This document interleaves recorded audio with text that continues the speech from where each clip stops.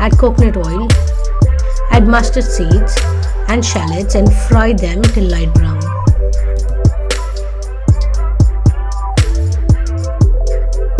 Add prawns, green chilies and few curry leaves.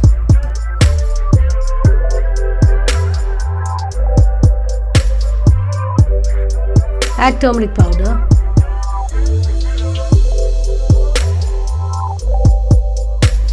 Add cabbage, salt to taste and mix well. Cover and cook this for 8 to 10 minutes or till the cabbage is tender.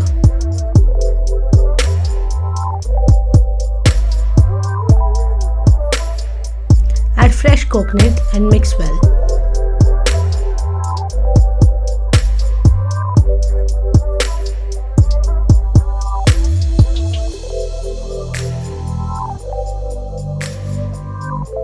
Thanks for watching. Do subscribe to our channel Elleroy and don't forget to visit our store at elleroy.co.uk. All the information is in the description below. See you in the next video.